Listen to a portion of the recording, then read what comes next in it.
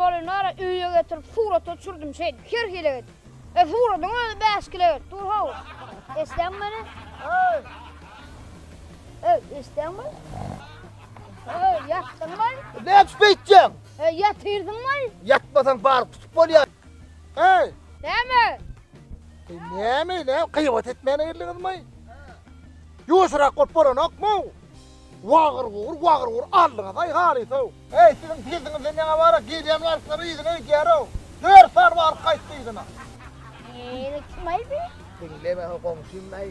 Lunçun bağıp tutup lan o. İndirdi üyden öyle. Karasıyadır şuma. O bir bağıp tuttu ben. Koşu da ne diye?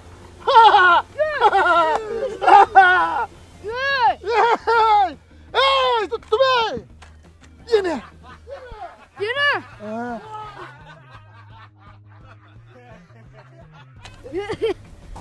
Hay sana var. O ne çözündün beydim? Ne yapıyordun? Görüyorsun ne balık taran yok mu? Suda kal. Bolun ne sudakla ilan ok mu? Öyle kızıl seni etirdiydi o. Eyladım ey. Ey bizim evimizde akura orada diye. Ey ne ben senin evimdeki için tuttum o balığı. Bir de vereyim elle. Bir de vereyim elle. Ben sana balık vereyim mami. Ya ben sana balık tutup verecek deyip söz verdim mi? Ay sana söz verdim mi ben? Bol ya ağam. Şuma. Eyladım ey. Ne için balık düşmeyeni bildim. Hı hı. Bir de gelen balıklar sakla oturun ekin. Al, Yor, git, anırfına o geçelim. tarafa.